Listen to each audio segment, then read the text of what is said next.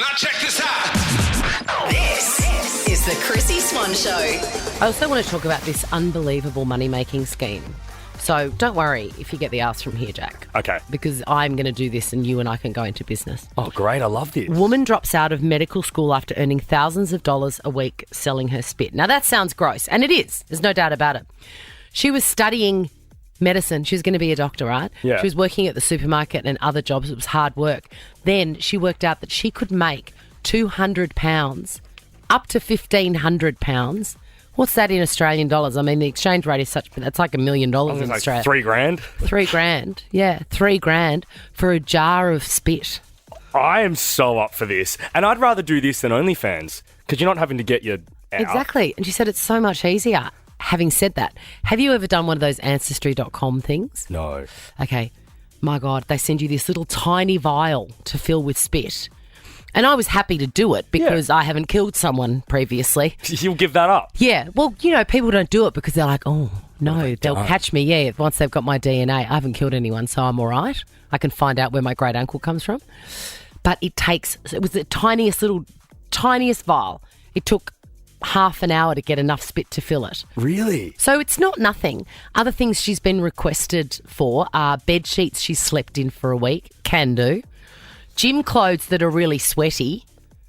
You could do that. I mean, not that you ever go to the gym, but you've gone for a walk. I do my runs. You dance on a Saturday morning at a nightclub.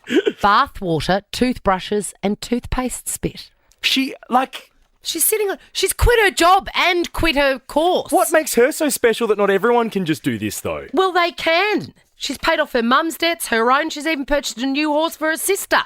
A new horse for your sister? Yeah. I love that. Living the dream. The Chrissy Swan Show. There is a unique panic, all right? And I reckon it's up there with when you turn around at the supermarket and you can't find your child, right? It's second only to that, and it is when your phone drops into a body of water.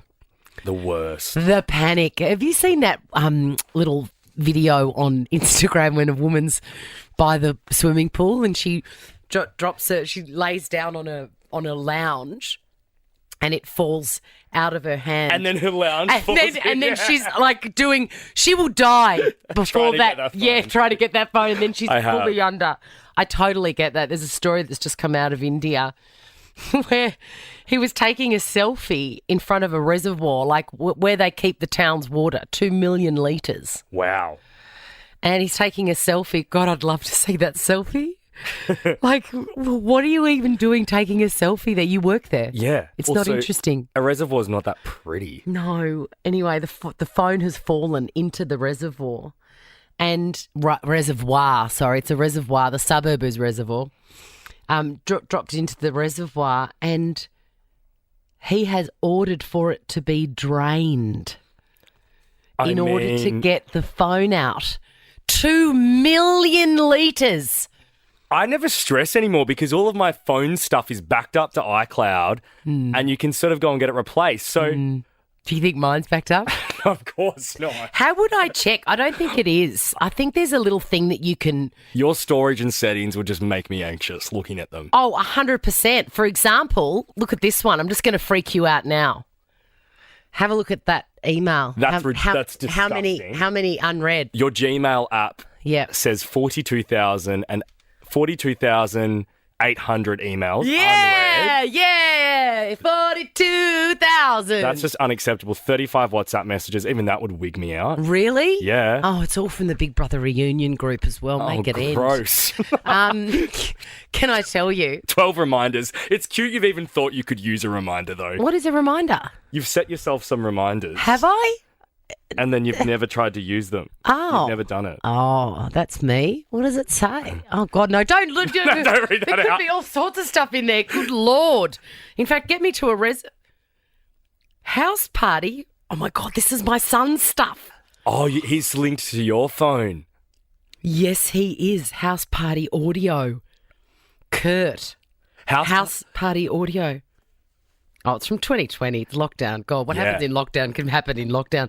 In fact, when I look at this thing, 42,000, unread emails. I want to find the closest reservoir and just piff it. piff it So in. back to this story, did they actually end up draining it? for Yes, this they guy? did. They drained it and he got it back. Also, it was a Samsung. Why would you bother? Ew, don't bother. That's the earth telling you, go and get an iPhone, man. Correct. We've swallowed your Samsung. Yes. The Chrissy Swan Show. A car was stolen, right? And this happens every day. Yeah.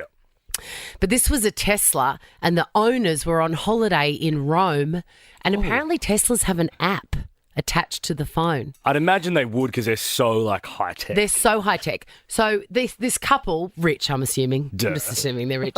And they've had a notification on their phone saying that not only has their Tesla been unlocked, it's currently doing 109 miles per hour. I'd put that in 175 kilometres per hour. Whizzing around Rome. Whizzing around. No, back in England. This is an where? English couple. Oh, so they're in Rome. Yes, they're on holidays in Rome. They've driven the car to an airport car thing, Yeah. and gone, see you later. They're in Rome. A notification goes off on their phone saying the car is currently doing 175 kilometres per hour, and somehow it also knows what's on the radio. It was Beyonce.